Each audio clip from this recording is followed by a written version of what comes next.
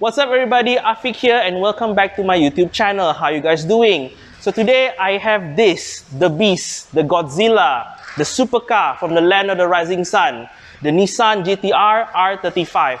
So it is finished in this lovely white color. So without further ado, this is ABB Automotive. Let's check out this car.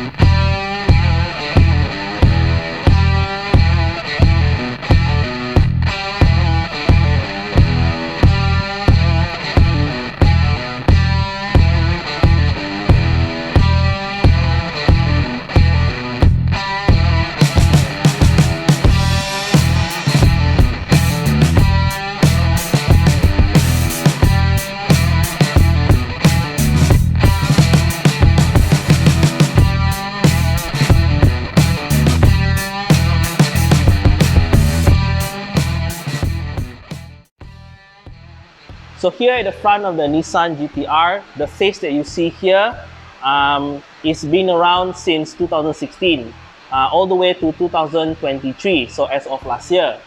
The car that you see here is a 2019 model, and from my understanding, it's the Pure Edition. Okay, so nice big grille down the bottom there that houses the intercooler. Okay, upper grille have this nice shiny bit over here, and then there's a big GT-R logo in the middle. And then towards the bumper, at the bottom there, you do have daytime running light. Okay, that's quite nice. And then you do have a small side skirt on the side. Okay, the headlight is also LED updated. Actually, the Nissan GT-R, when you think about it, the design is been around since 2007. And seeing one today, I still think it's a rather modern design. And this particular face is my favorite face, and I like it better than the latest facelift version. Overall, yeah, seeing one of these in the rear view mirror, yeah, you better get out of the way. You know that it's a GT-R, it looks menacing. Yeah. So here under the hood of the Nissan GT-R Pure Edition 2019. So starting from 2016, they updated the engine of Nissan GT-R. It's been powered by a 3.8 liter twin turbo V6. So in terms of stock horsepower and torque from the factory, now it's been tuned to 565 horsepower and 632 Newton meters of torque. So with all of that power is sent through its four-wheel drive system, so to all four wheels via a 6-speed dual clutch transmission. Now, by today's standard, that number is still considered quite respectable and quite competitive in the supercar market. Even though this particular engine, if you look at the displacement, is actually one of the smaller engine in the market. Okay, but yeah, looking at the engine, I do like that it looks very clean. Okay, I do see what is this, carbon fiber composite material around the engine bay. Now, the one thing that I'm quite surprised with this engine bay is that for such an expensive car, it still uses a typical metal bar instead of the shock absorber. Okay, but yeah, opening the engine, nice view of the engine. I particularly like the engine cover with the red finish over here, and I do see a carbon fiber stabilizer bar up top. Particularly like that this engine is hand built. Okay, so this one is hand built by Mr. Izumi Shioa. I hope I'm pronouncing that correctly. I'm sorry if I butchered your name. Apologies. Okay. So yeah, that is rather cool. Not many cars can proclaim that it has a hand-built engine, and this particular GT-R has a hand-built engine. So here at the side of the Nissan GT-R R35, I've got to say that if you look at this car at a normal perspective point of view, this is a very long car actually. Okay. So, from my opinion, I think this car is as long as a Camry, a mid-size car. Yeah. So, I am loving this white color. Okay, it's a sort of like pearl white color, and then the car looks relatively quite clean. So, there is a subtle body kit around the car, the stock body kit. Okay, it is two-tone with this dark gray color underneath that also extends to the front bumper as well as the rear bumper. Now, the one thing about the GT-R is that from the side, it always has this very iconic profile.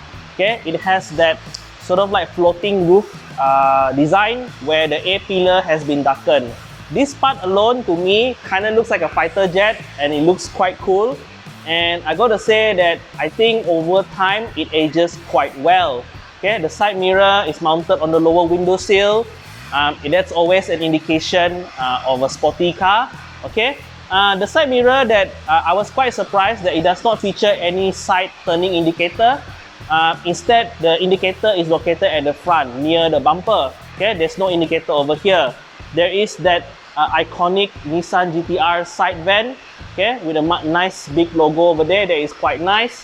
Towards the rear, nice chunky C pillar. This car does look very muscular. I do like the body line of this car. So yeah, the side of the GTR, I think, is one of the supercar that ages quite nicely. Okay. So here, the Nissan GTR, the wheels on this car. So this is the rim that came with the facelift. So any Nissan GTR that came after 2016, this is the stock rim that you get. So front and rear are both 20 inches.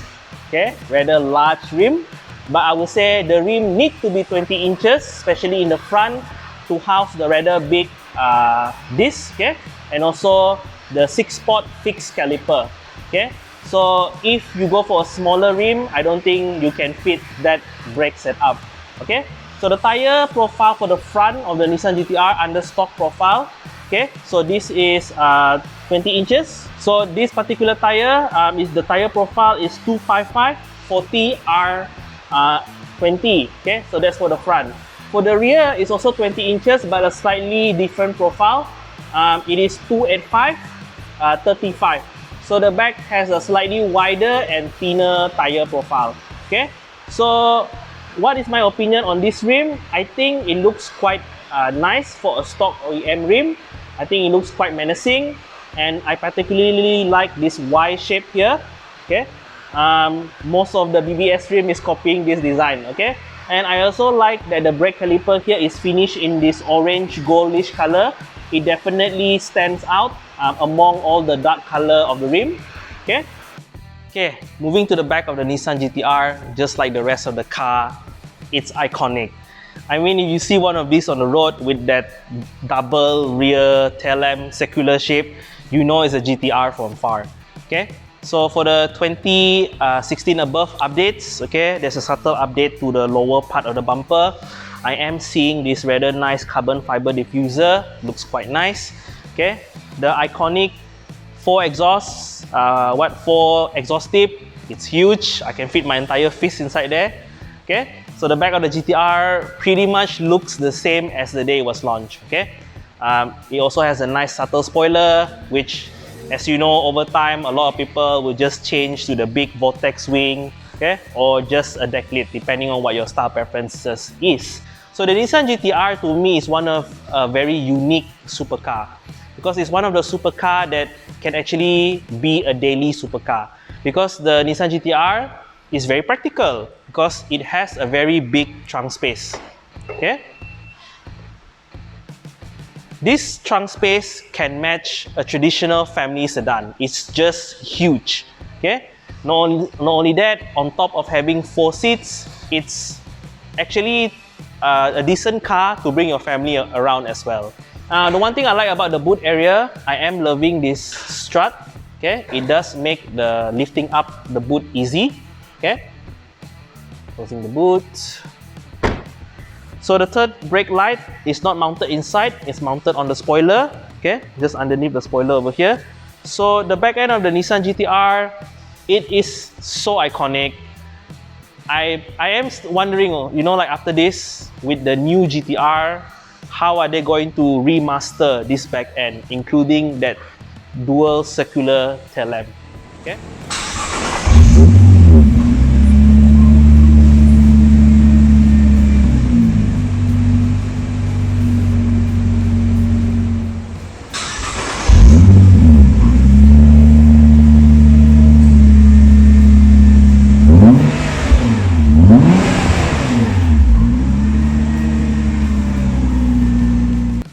Okay, I've stepped inside the Nissan GTR. So this variation is from the 2016 onward, and the dashboard is different from the original Nissan GTR. And I've got to say, this interior is way more luxurious than the original. 2007 variant. So looking in front, I do like the center stack. It looks more modern and more organized. You have a touchscreen up top, and then an aircon vent, which is dual zone automatic climate control, by the way. And then underneath here, you have all the setup for your traction control, suspension system, as well as four-wheel drive. So you can go for comfort or racing. Okay, the gear selector is quite modern. Okay, and then you have a traditional handbrake. Okay, now the infotainment system also has been updated. So now it has this somewhat command like the BMW iDrive, but at the same time it is also touchscreen. Okay, but this car being a JDM car, everything is Japanese, so there is a learning curve to it. Okay, when I talk about just now, this interior is very luxury, top, bottom, soft touch material, very lush leather, not only on the dashboard but also on the door. The door cut, the top part is soft leather with stitching, while the bottom is carpet. Okay, same with the seat as well. It's semi leather with suede, nice suede leather. Yeah, the steering wheel, very nice. Okay, you can see the big GTR logo in the middle, and this part is also leather. You do have pedal shifter, and it is, I can say it's aluminum, metal. Yeah, I'm not so sure, but yeah, this is nice to the touch. Aircon vents, circular on the side, really nice to the touch. Now the one thing that I particularly like is the center console here. This is carbon fiber and it looks gorgeous. Okay, and then yeah, carbon fiber all the way to the back here. The center armrest is very big, very wide as well, and you do have a cup holder in center here for two size cup. So the Nissan GTR to me is definitely one of the supercar that you can daily confirm. It is very comfortable and practical inside here. Okay, push start button as well, and the button is located right next to the gear selector. It is painted in red. Very alluring, yeah, I would say. Okay, so just now I mentioned that this car can be a daily, super practical. You do have a very big glove box over here. Okay, and it's lined with felt, which is nice carpeted.